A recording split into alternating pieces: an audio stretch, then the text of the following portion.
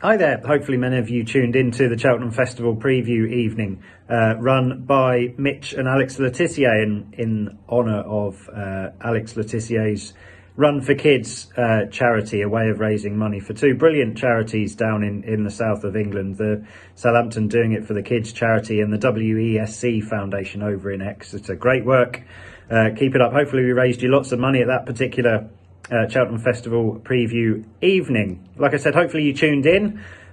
Which Bookie were very much supporting the evening as well. They gave out plenty of free bets. And if you didn't tune in, here's a quick rundown of some of my thoughts, whether they be valid or not. But for day one, essentially, Supreme I found tricky. The Arkle, I think Shishkin is a shoe-in. I think he'll go on to win the champion chase, perhaps on multiple occasions over the next few years.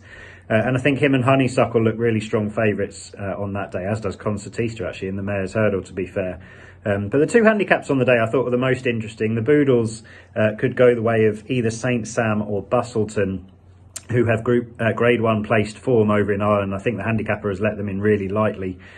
But in the Ultima, Which Bookie are very kindly offering a £50 free bet each day, and the proceeds go to ALT Running for Kids charity, and obviously shared out between those two charities I mentioned earlier on. And my £50 free bet of day one goes on Happygolucky, Kim Bailey's staying handicap chaser in the Ultima handicap chase, the third race on the card. I think he's a brilliant young chaser. He's only had 3 runs, but he's looked incredibly experienced in all 3. I think he'll take a huge amount of beating. So he's the charity bet, £50 free bet on day one. Day two, the Ballymore, I think, will go the way of one of the 3 market leaders. The Brown Advisory Novice Chase, or what was the RSA, is all about Monkfish. I love this horse, as many people do. He looks like a Cheltenham Gold Cup winner in waiting, so I think he wins that. Obviously no great originality there in price, but I do think he wins. And the other horse that I think wins on that day is Sir Gerhard in the bumper, who has actually interestingly joined Willie Mullins, who also trains Kilcrut, who is just about joint favourite for him as well. But Sir Gerhard, I think he's done more in terms of form. I know Kilcrut looked good last time out, but I think the race fell apart. So my £50 free bet for the second day, for the Wednesday, is a Monkfish Sir Gerhard double. I'm thinking, I hope both of those will win. The other races on day one are tricky. The Coral Cup could go the way of Grand Roi potentially, but they're tricky. Day 3, Thursday, is quite an interesting day actually on all fronts. Envoi we get to see. I really hope he gets to show on the track just what a wonderful racehorse he is. I think he'll take a lot of beating. Chantry House might be the each way bet to chase him home. And then you've got some interesting each way races here. The Potemps final, I think the Boss's Oscar, should he turn up here, he will be very hard to shake out of the frame. And also one at a price in there, Honest Vic, could go well.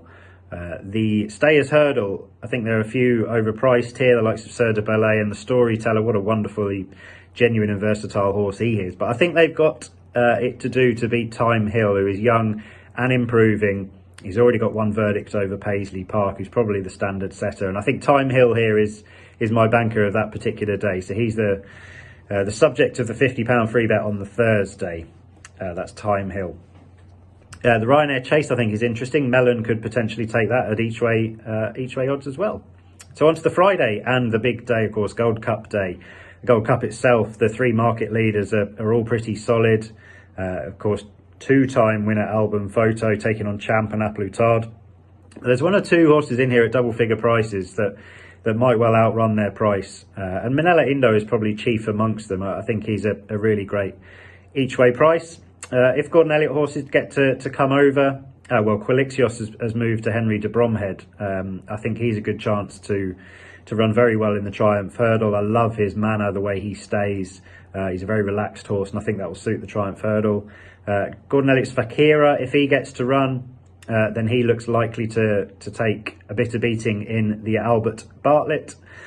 And there's a few handicappers. If you read to the very bottom of the article, go and have a look at that. There's 3 handicappers trained by Willie Mullins, who I think has been let in. All 3 of them have been let in off kind marks. But the bet of the day for the Friday looks to be Elimay.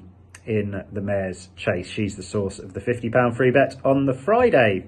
And for the week as a whole, I've been asked to provide a nap selection for the whole week. And it's a little bit muggy, shall we say, but I think Shishkin, Monkfish and Envoi that treble, I think will be a treble that lots of people do, but I can see why they're doing it. All three of them are incredibly rock solid. So that's going to be my charity free bet for the whole week as well. So we've got 5 £50 free bets there, courtesy of Which Bookie, supporting the event, of course. Happygolucky on day 1. Day 2 is a Monkfish, the Gerhard double. Thyme Hill on day 3. Elimay on day 4. And the muggy treble of Shishkin, Monkfish and Envoi.